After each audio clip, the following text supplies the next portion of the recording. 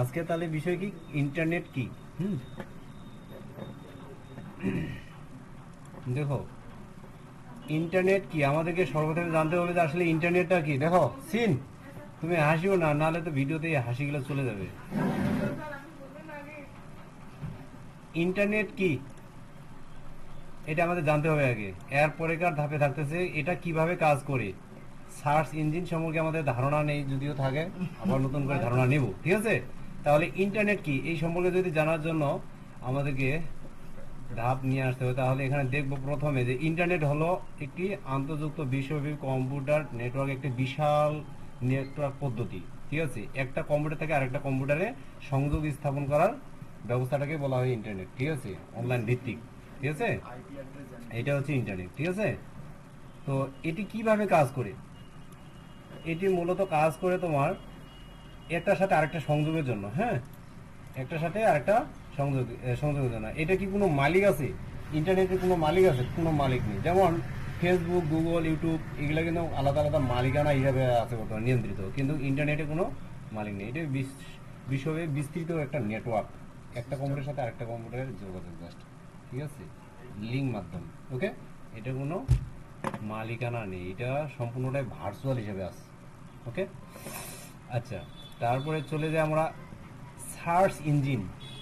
Search ইঞ্জিনটা কি? আমরা যখন অনলাইনে যাব, এই জন্য আমাদেরকে মোবাইলে ডাটা সংগ্রহ করতে হয়, নিতে হয়, বাই করতে হয়, হ্যাঁ, ডাটা কিনতে হয়।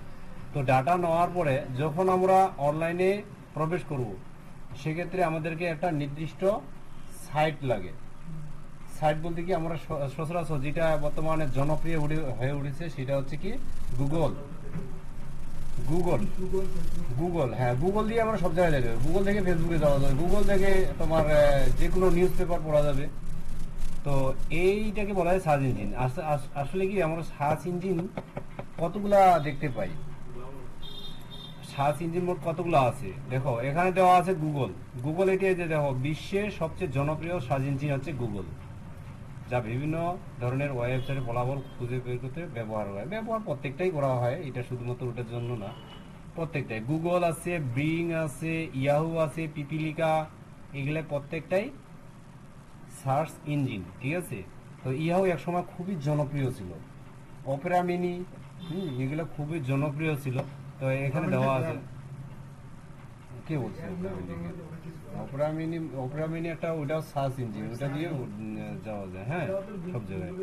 অপেরা মিনিও একসময় খুব চলছিল। এখন বর্তমানে গুগলের মতো আর কেউ এগিয়ে যায়নি, এটা গুগল একবারে ফার্স্ট, ঠিক আছে। তাহলে পিপিলিকা নামেও একটা সার্চ ইঞ্জিন আছে, হ্যাঁ, এই পিপিলিকা, হ্যাঁ, এটাকে আমরা ডাউনলোড করে এটাকে চালাতে পারি। আরো কিছু কিছু সফটওয়্যার আছে, আমরা গুগল থেকে ইউটিউবে ঢুকতে পারি, ফেসবুকে ঢুকতে পারি, অন্যান্য পেপার পত্রিকা অনেক কিছু আমরা করতে পারি গুগল থেকে। কিন্তু গুগল কি আমাদেরকে ইনকাম দেয়? দেয় না। এই ইনকামেরও একটা সাইড আছে। আমরা এমন একটা সার্চ ইঞ্জিন ইউজ করব, সেটা থেকে আমাদের আর্নিং আসবে। হ্যাঁ, এটা আমরা অন্য ক্লাসে জানিয়ে নেব। তো ইনকামেরও জন্য সার্চ ইঞ্জিন ব্যবহার করা যায়, ঠিক আছে। তো এগুলো হচ্ছে সার্চ ইঞ্জিন। হ্যাঁ, এখন সার্চ ইঞ্জিন আমরা জানলাম, গুগলে ঢুকলে আমরা যে কোনো সার্চ করতে পারবো, খুঁজে নেওয়ার জন্য পাবো। যেমন আমি ফেসবুকের একটা অ্যাকাউন্ট খুলবো কিংবা ফেসবুকে একটা অ্যাকাউন্ট লগ ইন করবো, সেজন্য গুগলে প্রবেশ করলাম, ঠিক আছে। কোথায়? এই যে ক্রোম ব্রাউজার থেকে গুগলে প্রবেশ করলাম, ঠিক আছে। প্রবেশ করার পর এখন আমি কি করব ওখানে, মূলত আমি এই যে প্রবেশ যে করব, গুগলে যে প্রবেশ করব, কি নিয়ে প্রবেশ করব। যেমন আমার পড়াশোনা শেষ, আমি এখন জব খুঁজবো, তাহলে খুঁজতে হবে কি জব সার্কুলার।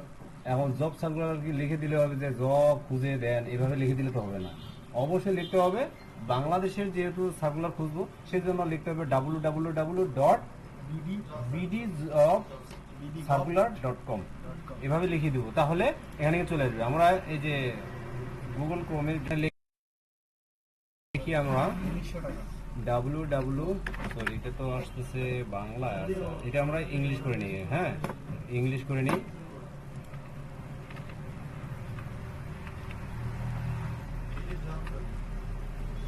হ্যাঁ, বিডি জব, ঠিক আছে। আবার বিডি জব সার্কুলার এটা দিলে চলে আসবে।